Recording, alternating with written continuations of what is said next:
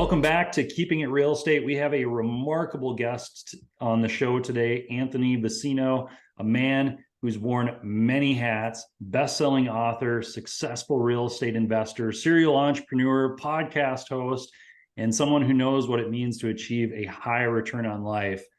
Just a little teaser for you. Anthony went from living in a van with debt to becoming a millionaire in 3 years, and we'll definitely be getting into that. But first, Anthony, let's talk about your journey. What does it mean to invest better, and how did you get to where you are today?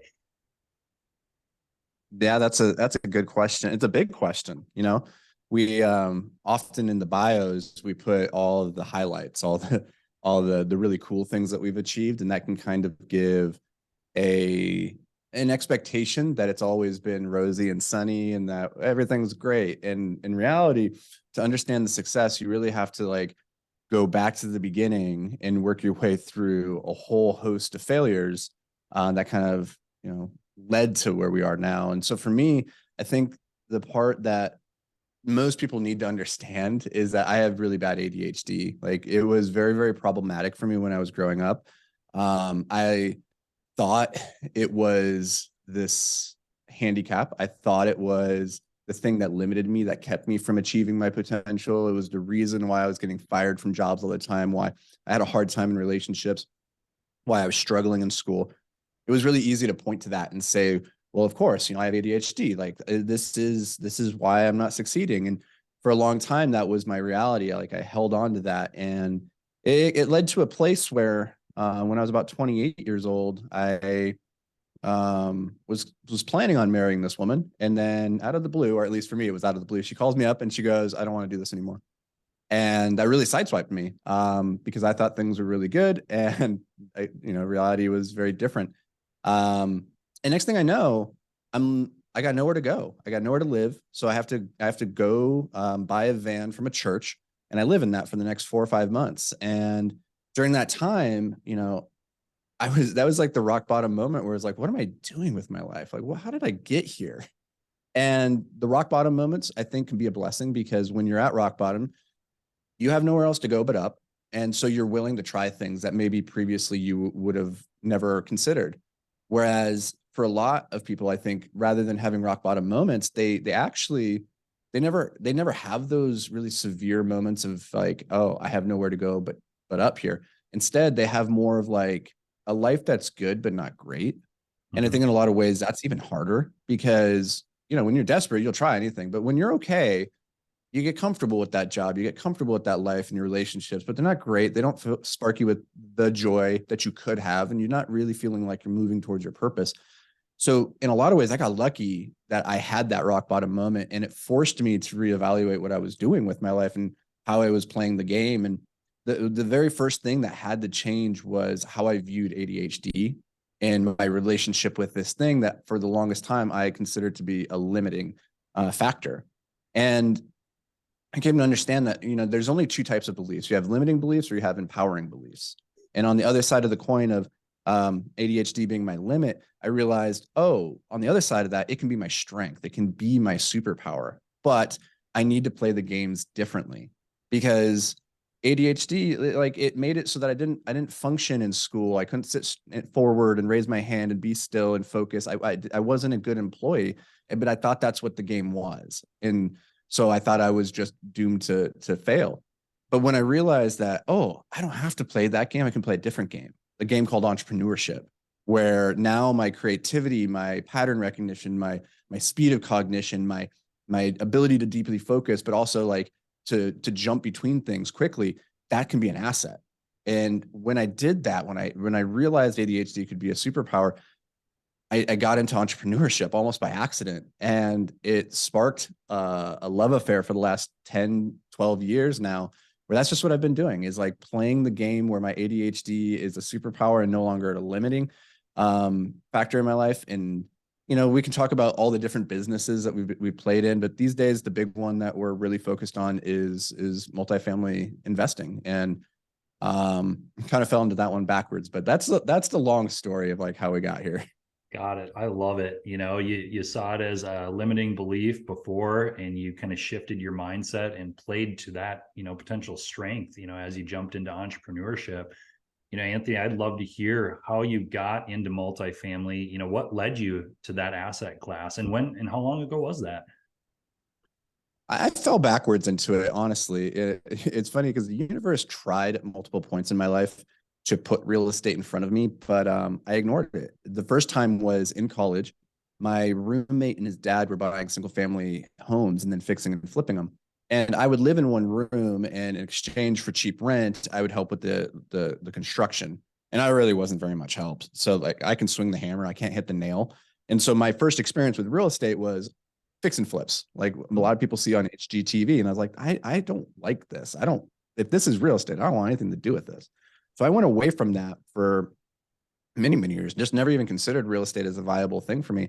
And then the next time it came across my plate was actually when I was in the midst of building my first business, and I was getting out of that van. I was building a window washing company, and a friend came to me and he's like, "Hey, I'm buying these quads. Would you like to jump into these with me?"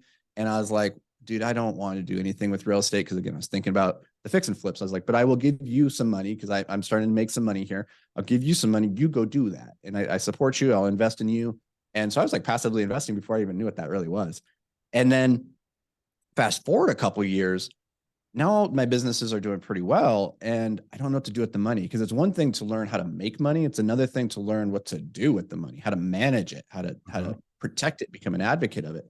And so I was asking the people who were further along the path in life than I was. And I was like, what do I do? I'm producing good cash flow, but what do I do with this money? I want to be a good steward of it. And they all said the same thing. They all said, just go buy real estate. Go buy real estate. And I was like, okay, that seems simple enough. So I started with a triplex that I house hacked. I got an FHA loan, which allowed me to put about $7,500 down to buy a house that we purchased for $246,500. I lived in one unit, rented out the other two. And in that first year, I got really lucky and it appreciated. And we ended up selling it for $125,000 more than what I purchased it for. So like, I looked like a genius, but really I just got lucky. But I was like, oh yeah, real estate's awesome. This is great. I love this. And so we started scaling. We started going to larger multifamily, and we did this vertically. So we brought in, we trained up our own in-house property management team, and we were buying assets from probably like 2013, 14 until about 2019 with just our own money, just doing our own assets and acquisitions. And then in 2019, I was getting so many questions from friends and family about how can I invest? How can I do this? I want to get in real estate, but I got a W-2 job. I'm a doctor. I'm a lawyer. I'm a CPA. I love what I do and I don't want to leave this, but I see the success that you're having with real estate. How can I get involved? And so this is when we formed Invictus Capital, which is the syndication arm of what we do. And we started bringing passive investors into our deals and opening up these investment opportunities. And over the last, I guess, since 2019, last 3 or 4 years, we've acquired just around 500 units. We've raised about 25 million of private capital. And it's been great. It's been an awesome opportunity to like both serve the residents that are in our buildings, because we still to this day have property management in-house. And then also to be able to serve our investors, who are people that, they know that real estate's there as an option. They know it's like the one of the best ways to build true wealth, but it feels really inaccessible, right? It can feel really big and daunting. And like a lot of people don't want to go and own the building and do the work themselves. And so to be able to be a conduit through which people can invest in buildings and get all the benefits is very rewarding. So that's what we do now. Fantastic. And I'd love to hear a little bit more about, serving passive investors and, just allowing them to make educational decisions. You have the book in your background, Passive Investing Made Simple, which I haven't read that yet, but I've heard great things about it. Could you explain, just a few takeaways or a few strategies that are in that book for passive investors to, vet the sponsorship team or the deal or the market? I'd love to hear more. Yeah. Yeah. So we wrote this book.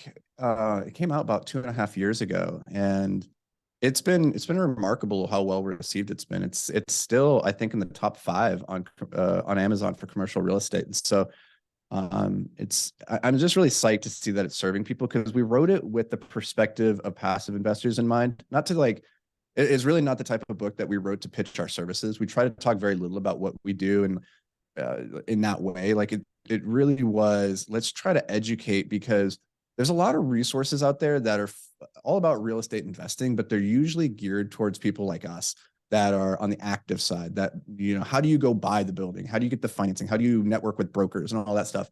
And there's just not a lot of resources out there for the truly passive investor that wants to get involved in these things, but doesn't want to get a master's degree, doesn't want it to take up like 40 hours of their week. They don't want to become a master of this thing. They just want to understand it well enough that they can invest in it competently and confidently, right? And so we set off to write that from the perspective, how do we make this simple so that you understand the things that actually matter when it comes to evaluating your operators, evaluating a deal, evaluating a market, and how do we simplify this in a way that by the end, you can look at a deal, you can talk to an operator, you know what questions to ask, and you feel comfortable investing, because these are large sums of money, right? The average in the industry is like a $50,000 minimum. That's a big dollar amount. We want you to feel really comfortable. So in the book, we really talk about those three levers: the operator, the market, the deal. A lot of investors, they think that they need to fixate on the deal and the numbers, the spreadsheets and all that stuff. And I think that's one of the reasons why a lot of people are scared of real estate, because they don't know all the metrics. And then math, like when you think of math, you think of high school and it's like math. Oh no. But really, when it comes to these investments, the most important thing is the operating team. It's the jockey, not the horse. Because the thing that I always like to say is that numbers don't lie, but I can make them say whatever I want. And so our goal with this book is to teach you how to read between the lines of the numbers, but more importantly, how to find those people who aren't going to make you read through the lines in the first place, who are going to be transparent and open about the pluses and the cons of the deal, so that you can go into it with eyes wide open. Because listen, like, real estate's great, but it is risky still. Like, all investments are inherently risky. And so we just want you to be able to go into it with eyes wide open, so that you feel like you made a good decision. Because at the end of the day, we don't want you to lose sleep at night. Like, that's the most important thing. Like, you don't want to lose sleep at night wondering, did I screw up my family's retirement, or like my children's college plans? Like, you don't want to lose sleep on your investments. And so that was our attempt with this book, is to write something that, you know, you can take somebody like my grandma, who has never thought about real estate in her life, and by the end of it, she could look at a deal, she could talk to an operator, and she could feel comfortable getting into it. I love that. So how to vet the operator properly, you know, or the general partnership team, how to vet the market, and then how to vet the deal. And I completely agree with you, Anthony. You know, the actual operators running the deal, that's really going to dictate the success. Yeah, you got to be in a decent market and you got to have a fairly solid deal. But if you don't have the right operator, that can really make things spiral downwards quickly. So those three different items, you know, do you have maybe just one quick strategy for each? How to vet an operator properly, a strategy to vet the market, and a strategy to vet the deal? Yeah. So the most important one is going to be the operating team, right? And so the thing that I found over the years of hiring people, and I always ask them in the interview, do you have integrity? And every single one of them always said yes. Not a single person ever said no, which makes sense, right? But when you then ask them to define integrity, it's very, very interesting. Everybody kind of defines it a little bit differently. And so then I was like, well, how can we have a conversation about integrity if we're not even in agreement with how we define it? So the first thing we have to do is get on the same page. And for me, integrity is that you do what you say, that your word is your bond, that your words and your actions align. And so I don't care if your words and your actions are honorable or dishonorable necessarily. That's not integrity, right? I just need to know that your words and your actions align. So even if you're a slimeball who says, I'm in it for me, I'm number one, and I'm going to put myself before everybody else, like, cool. As long as your actions and your words are in alignment, you have integrity to yourself. I'm not going to deal with you, but you have integrity. So the way that I look at this is I want to do deals with people who have integrity, so that I understand how they are going to react, what they value, both when times are good and when times are bad. And the only way that I really know how to do that is to watch people over a period of time, like a long period of time, and just observe, how do they talk and how do they act? Are these things congruent? Because it's very easy for me to say something and act in accordance with that in the short term. Very, very easy, right? It's very, very difficult, however, to hold these disjointed words and actions over a long period of time. This is where your true nature starts to come through. And so what I recommend to investors is, one, when you meet an operator group, don't just hop into it. Like, it isn't just a one-time conversation. I feel really good about you. You make me feel comfortable. You say all the right buzzwords and here's my money. No. And that's really tempting, but that's wrong. I think you need to give it time, 6 months, 9 months, a year, 2 years. There's family offices out there who are going to invest $50 to $100 million with operating groups at a time. And they will observe that group over a 2 to 3 year window. They will just say, hey, we're interested in you guys. We're going to keep an eye on how you communicate. Put us on your investor list. We're going to look at your deals over the next 3 years. If we like what we see, we'll talk about investing. 3 years. That's how they do their due diligence. So you need to kind of approach it with a similar lens of saying, I'm going to give myself time. I'm not going to feel rushed into a deal. I'm going to observe. I'm going to watch them on their podcasts. I'm going to read their books. I'm going to read their articles. I'm going to read their emails. I'm going to see them on social media. I'm going to get on a call with them every now and then. And I'm just going to observe, are their words and their actions in alignment? And if they're not, then that's a red flag. And you probably should go a different direction. So that's one on the operator side. And that's not a great answer for a lot of people because they want the quick fix. Like, what are the secret questions that you can ask? And I do provide a lot of questions in the book that you can ask operators to kind of like ferret things out. But honestly, really sophisticated, savvy, smart operators in a singular conversation can tell you everything that you want to hear. They're prepared for all the questions. Like, there's no question an investor can ask me at this point that I haven't prepared an answer for a million times, that I can't deliver authentically and transparently and make you feel like, oh, I trust this guy, right? That says just more about my ability to pitch and present than it does about me as a person. And you can only really know me as a person over a long time period. So that's the first one. On the market side, I would say don't overly stress on markets. And I'm a little bit contrarian on this. I do provide a lot of resources in the book to help actually look at metrics of, like, how do you know the city's growing, job growth, crime, population growth, all these things, like industrial complexity. So you can say, does it have a wide economic base? All that stuff is important. However, I think there is no such thing as a good or a bad market. I think there's merely the right or the wrong market given your skills, your resources, and your business plan. So, like, if you have the right skills, resources, and business plan, and you're in Detroit and your skills, resources, and business plan are exploiting the opportunities within that market, well, awesome. There's opportunity there. In the same way that in 2007, 2008, a lot of people look at that and say, that's not a good market. And yet there was a lot of people who did very, very well in that market time. Like, they made a lot of money because they had the right skills, resources, and business plan. So for me, it's about finding operators who have the right skills, resources, business plan, given their markets. And you could say, I want to be in high growth markets in this area, things that are a little bit easier from a legislation perspective. So they're a little bit more friendly to the landlords. You could look at all that stuff. But I'm looking primarily, what is the operating group's unique advantage in that marketplace? For us, we only operate in Minneapolis and Twin Cities like St. Paul. And for a lot of people, they'd look at St. Paul and they'd say, well, that's a scary market, it has rent control. Exactly. That's a barrier to entry. It's a thing that scares people off. But because we're local, because we have the local knowledge, we know how to operate within this place, we can capitalize on it in a way that other groups might not be able to, right? So what's your unique advantage? And in a lot of ways, you have to kind of choose your brain damage. Right? If you go to a high growth market, you're also going to have more competition. You go to a slower growth market, you're going to have less competition. It's all about picking your poison.